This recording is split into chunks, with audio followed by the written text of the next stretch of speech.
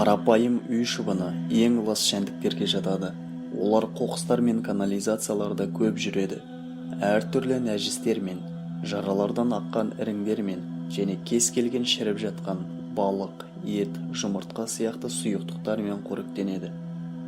Олардың денелерінде кем дегенде 600 түрлі ауру тудыратын бактериялар кездеседі. Және оларды микроскопсыз көру мүмкін емес. Ол бактериялардан іш сүзек, дизентерия, тырысқақ, жұлын қабынуы, түйнеме, туляремия, алапес, туберкулез сияқты аурулар пайда болады. Шыбындар қай жерге қона қалса, дереу ішіндегілерді лоқсып шығарады. Осылайша қонған жеріне ауру тудыратын организмдерді қалдырып кетеді. Егер шыбындардың қоректенетін заттары шектелсе, олар көп мөлшерде көбейе алмайды. Сондықтан үйдің жанында қоқыс, тезек, орылған шөп, жұлынған арамшөптер сияқты кез келген шірейтін заттарды ұзақ сақтамау керек. Қоқыс жәшіктерін тазалықта ұстап, қақпағы мықтап жабылуы тиіс. Қоқыс жәшігін жуған жағдайда оны егін алқабына төгуге болмайды. Себебі бактериялар құнарлы жерде тез көбейеді. Жылқының тезегі олардың көбеюіне өте ыңғайлы. Сондықтан үнемі қауіпсіздік шараларын қадағалау қажет. Шыбын жайлы хадисте былай делінеді: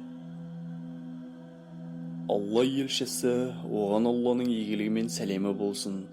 Егер қайсы біріңнің ыдысыңа шыбын түсіп кетсе, онда оны ыдысқа толық батырыңдар. Расында, оның бір қанатында ауру болса, екінші қанатында шипа бар деп айтқаны жеткізіледі. Австралиядағы Маккуори университетінің биологиялық ғылым бөлімінің ғалымдары шыбын денесінен антибиотиктерді тапты. Мельбурнда өткен микробиологтар конференциясында Джоан Кларк: біздің зерттеу жұмыстарымыз жаңа антибиотиктерді анықтау барысындағы жаһандық зерттеудің кішкентай бөлшегі болып табылады. Бірақ біздің ойымызша бұл зерттеуді бізден басқа бұрын-соңды ешкім жасамаған деп мәлімдеді. Зерттеудің логикасы қарапайым. Шыбындар өте көп бактерияларды тасымалдайды, бірақ өздері ешқашан ауырмайды.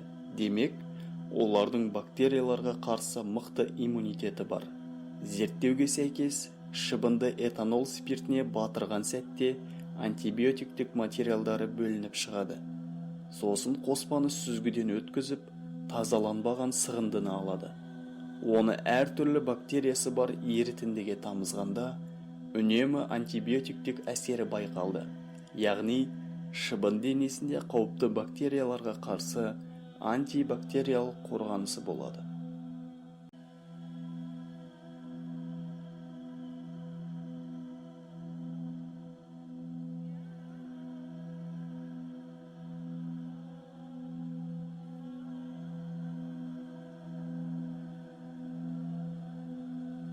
Осы кезде мынадай заңды сұрақ туындайды.